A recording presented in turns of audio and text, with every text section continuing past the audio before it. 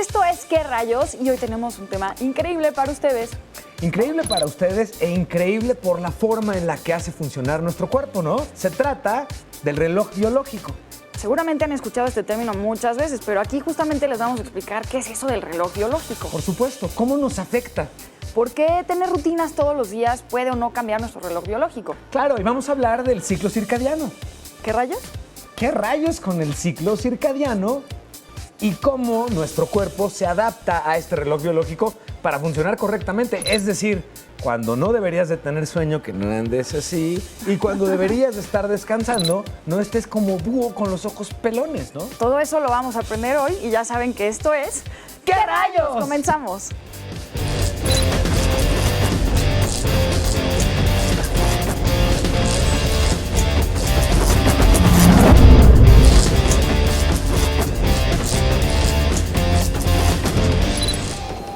Alrededor de 20.000 neuronas son las encargadas de regular la actividad diaria del cuerpo. El ritmo circadiano de algunas levaduras es de 22 horas. El ajuste de los relojes por el horario de verano e invierno se popularizó en el mundo a partir de 1916. La menor temperatura corporal en los humanos se registra alrededor de las 4:30 de la mañana. El ciclo circadiano de los humanos dura en promedio 24 horas 15 minutos.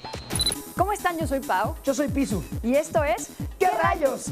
Justamente Pisu estaba diciendo un tema ahí que suena chistoso que se llama el ciclo circadiano y por eso vamos a ver qué rayos con ese ciclo. Por supuesto, y por eso hablábamos al principio del programa del ritmo. Y este es el ritmo que sigue nuestro cuerpo de acuerdo a este ciclo circadiano que está regulado un poco por, bueno, ¿sabías que el que sea de día o sea de noche afecta tu estado de alerta? Es decir, no es casualidad que nos dé sueño en la noche y estemos alertas en el día, o eso es teóricamente lo que debería suceder. Así es como debería de ser en un ciclo natural. Claro supuesto. que ahora hay también varias cosas que hacen que ese ciclo se vea afectado. Y por eso el reloj biológico se llama como tal, porque es como si tuviéramos un reloj integrado dentro de nosotros. Correcto, Pau. Que de hecho sí existe más o menos así. Prácticamente se trata de un reloj que está interno, que está en el hipotálamo y que va generando distintos tipos de sustancias. Por ejemplo, la melatonina es una sustancia que hace que nos dé sueño. Nuestro cerebro está revisando constantemente qué con el medio ambiente, con el entorno, y si hay mucha luz, no genera melatonina o genera muy poca. Y si es de noche, la genera. Bueno, todo esto, y lo vamos a ver también a lo largo del programa, lo estudia la cronobiología, que es justamente quienes se encargan de revisar el tema que tenemos para ti el día de hoy.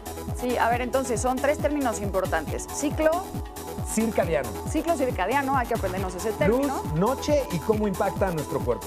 La ciencia que lo estudia Que se trata de la cronobiología. y la sustancia que se produce. Melatonina cuando tienes sueño. Perfecto. Vamos a ver el siguiente reportaje y sigamos aprendiendo juntos. Vamos, Pisu. Adelante. La primera persona en sugerir el ahorro de luz diurna fue Benjamin Franklin, cuando notó que en verano amanecía más temprano y que gastaba una menor cantidad de aceite para iluminar su casa. Desde hace casi 20 años, en nuestro país, modificamos el horario un par de veces al año, de acuerdo a la cantidad de luz que tenemos por las estaciones del clima.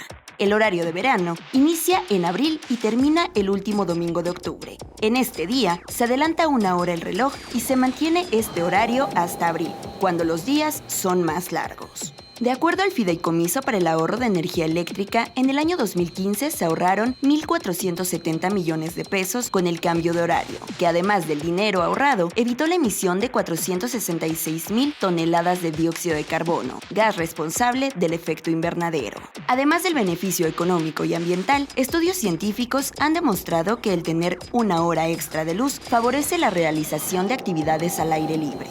Ahora, los primeros días después del cambio de horario, a nuestro cuerpo le toma cierto trabajo ajustarse. El reloj biológico tiene que adaptarse a levantarse o dormirse una hora más temprano, dependiendo de la temporada.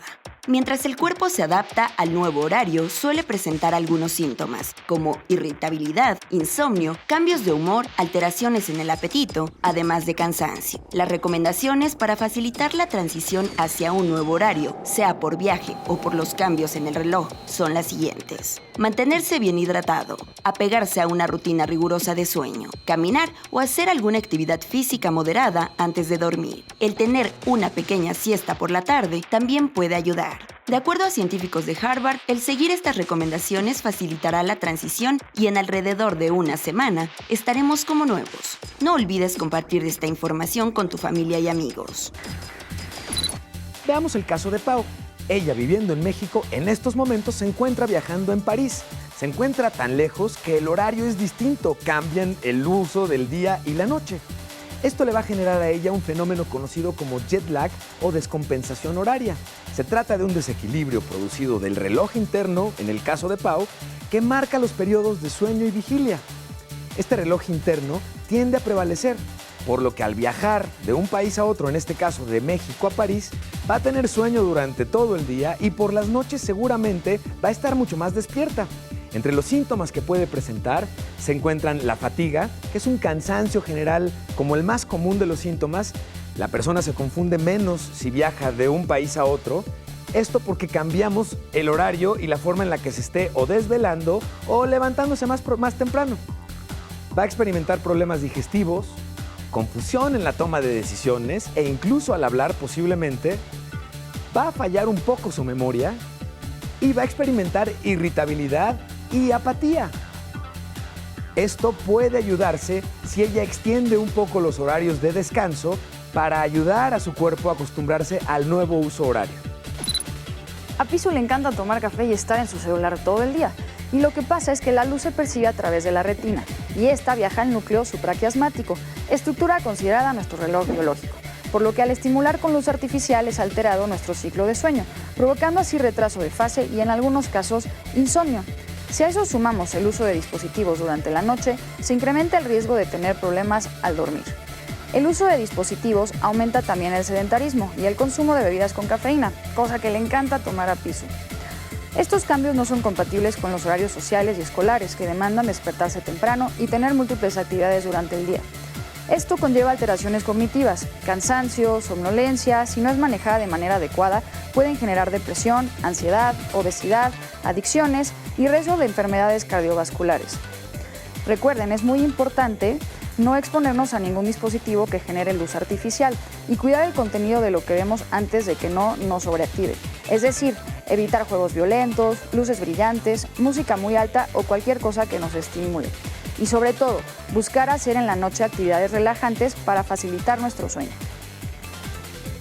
Salimos de la nave de ¿Qué rayos? Para hacer una entrevista muy interesante. Estamos con la doctora Guadalupe Terán, coordinadora de la Clínica de Sueño. Doctora, le quiero preguntar cuáles son los trastornos más comunes para que los niños y los chavos que nos ven los conozcan. Vamos a comenzar con eso y luego también qué podemos hacer para evitarlos y que ellos tengan un buen sueño y un buen desempeño. ¿Cuáles son los más comunes? Ok, mira, las quejas principales son la incapacidad para conciliar o mantener el sueño y la somnolencia durante el día. ¿Eso qué significa? Que en la noche no te puedes dormir o despiertas muchas veces y en la mañana estás cansado, estás bostezando y te quedas dormido en cualquier lado. Me dieron ganas de bostezar ahorita que la doctora dijo porque yo creo que no estoy durmiendo bien yo tampoco. Muy bien, ahora tenemos esta injerencia de la tecnología. Todos normalmente nos estamos quedando despiertos por estar viendo iPad, jugando con el celular y todos esos tipos de cosas. ¿Cómo afecta? Y si es real que sí afecta. ¿Y qué recomendamos para que los niños puedan tener un mejor sueño con estas cosas nuevas que tenemos a la mano todo el día? Claro, aquí sería importante mencionar que hay muchas personas que no pueden dormir porque hay un trastorno en su cuerpo, en su cerebro, algo que no los deja descansar. Pero muchas veces no podemos dormir porque tenemos malos hábitos. Por ejemplo, esto que mencionas, abusamos de la tecnología y sobre todo en la noche. De pronto los chats en la noche están súper activos o la gente está interactuando o están viendo la televisión, etcétera. Y eso nos afecta porque nosotros tenemos en el cerebro una estructura que es nuestro reloj biológico. Entonces este reloj se va a sincronizar con la luz. Entonces si mi cerebro recibe luz, sabe que puede estar despierto. Y si está oscuro, sabe que se puede dormir. Entonces si yo lo estoy estimulando con luz todo el tiempo, pues me va a costar mucho trabajo dormir y luego en la mañana no nos podemos levantar y hay que ir a la escuela. Y eso genera un trastorno, sobre todo en niños y adolescentes, que se llama fase retrasada de sueño. O sea, sí podemos dormir, pero retrasamos nuestro horario. Y eso, obvio, a la larga, pues nos va a traer muchos problemas durante el día y durante la noche, ¿no? Cuanto antes tenemos que apagar los celulares, dejar de ver la televisión, el iPad, etcétera, para que nuestro cerebro justamente deje de captar esa señal y ya no esté despierto y se prepare para dormir. Bueno, en un niño hasta los 10 años, 12 años se recomienda 1 hora y media antes ya no usar ningún dispositivo electrónico.